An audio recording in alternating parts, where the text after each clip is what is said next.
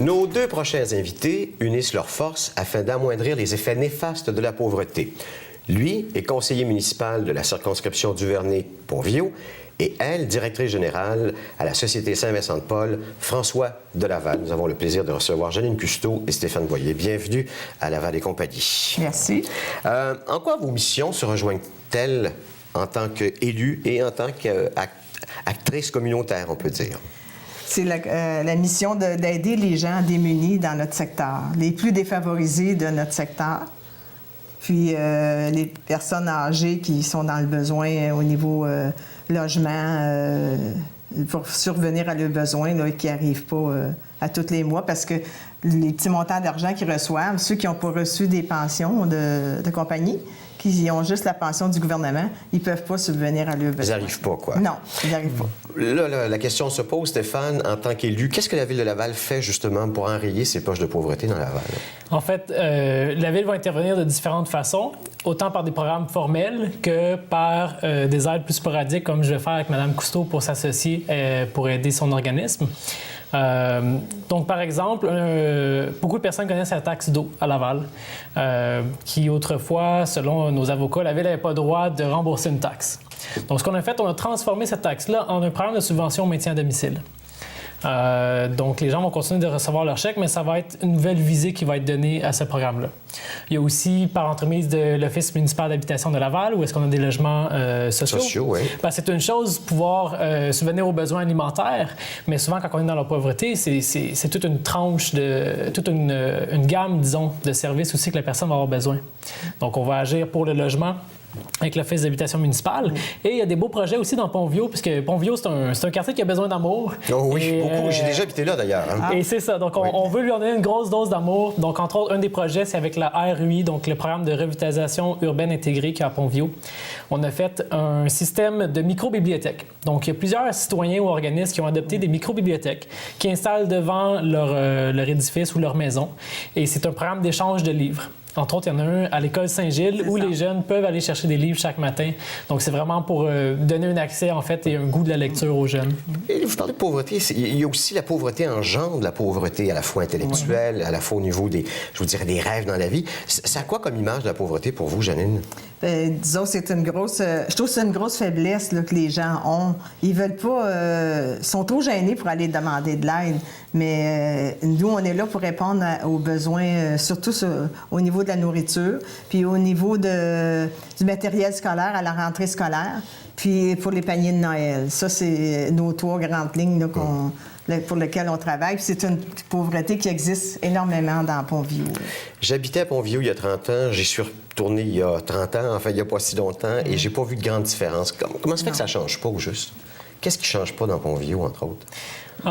Il y a un auteur qui a fait un livre très intéressant qui parlait en fait des quartiers plus défavorisés dans le monde. Et il montrait qu'il y avait deux types de quartiers. Il y a des quartiers où la pauvreté va s'enraciner et se reproduire de génération en génération.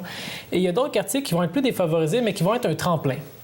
Parc Extension est un bon exemple à Montréal où il y a beaucoup de pauvreté, mais les gens vont là, le temps d'avoir d'éducation, d'avoir accès à des services. Et d'avoir de meilleures ressources aussi. D'avoir des meilleures ressources et par la suite, ils vont changer de quartier. Donc, à quelque sorte, c'est un quartier qui a quand même une fonction, une utilité.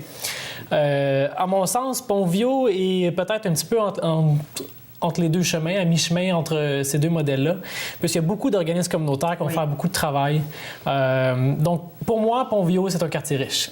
C'est un quartier qui est près de la rivière, c'est un quartier qui est près du métro, bon accès en transport commun, beaucoup d'organismes communautaires, puis qui a une belle diversité aussi culturelle.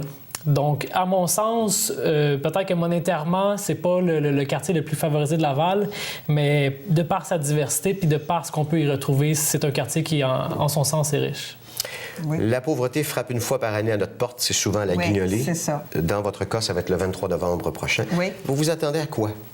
On s'attend d'avoir au moins assez de personnes pour faire les 13 000 portes qu'on a à faire. Donc, vous parlez d'abord de bénévoles. Oui, de bénévoles. On travaille avec les enfants de la catéchèse, les grands de 12 à 14 ans.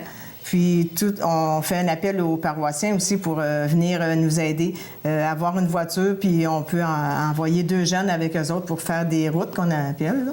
Puis il y a la paroisse de Saint-Maurice aussi qui se joint à nous pour faire la guignolée à tous les ans. Et on se prépare comment, justement, nous, qui allons probablement répondre à cette porte? Bien, on a envoyé des circulaires à chaque porte pour dire la date et l'heure que les gens vont passer. Les gens vont être identifiés avec un dossard. Pas donné à n'importe qui. Non, c'est Ceux vrai. qui veulent donner... c'est surtout des denrées non périssables parce qu'on n'a pas de congélateur ou d'endroit où... Pas de facilité pour garder ça. C'est ça. Est-ce que vous réussissez à amasser assez pour durer toute l'année avec la guignolée? Oui. Parce que cette année, ça fait 3 ans là, qu'on ne fait plus de panier de Noël, qu'on ne donne plus de denrées. C'est des bons alimentaires. On peut ramasser un certain montant d'argent, puis on donne selon le nombre de personnes qu'il y a à chaque adresse. Est-ce que le problème est croissant ou en diminution? En fait, c'est un problème croissant à l'ensemble du Québec. La dernière étude qui est sortie par rapport à ça indique qu'il y a 1,6 million de Québécois qui vont faire des demandes aux banques alimentaires. Augmentation de 25 d'achalandage dans les différentes banques alimentaires du Québec. Et ce qui est le plus alarmant, c'est qu'il y a une augmentation croissante des jeunes. Donc maintenant, 37 de la clientèle des banques alimentaires sont des jeunes de moins de 18 ans. Et on voit de plus en plus de familles monoparentales. Donc, c'est un problème croissant, particulièrement depuis 3 ou 4 ans. Donc, de là l'importance de travailler ensemble, le politique et le communautaire. Vous allez me permettre aussi de mentionner le projet Sous-Zéro, où on donne des manteaux d'hiver à des enfants. Oui. Puis on est plein dans la période en ce moment où on peut faire ça. En tant que citoyen, je fais quoi pour vous aider à la société? Vous pouvez nous donner des sous? Oui, on a toujours besoin de ça. C'est ça. Oui, les gens vont avoir un reçu d'impôt pour 20 $ et plus. Ceux qui les donnent, ils peuvent venir le porter n'importe quel temps au 9 rue Saint-Louis. Oui. C'est notre adresse. On est ouvert le lundi et jeudi matin de 10h à midi. Avez-vous le numéro de téléphone qu'on peut mentionner pour que les gens soit donnent de l'argent ou donnent des services? Oui, 450-490-9900. Puis je vais donner votre numéro de téléphone. Oui. Hein? Un conseiller, ça me souhaite occupé, allez-y. Appelez-moi 438-870-1110. Monsieur Boyer, Madame Cousteau, merci infiniment. Et sachez que vous avez toujours notre appui ici à la Enchanté, compagnie. Monsieur Merci Rémy. beaucoup. Merci beaucoup.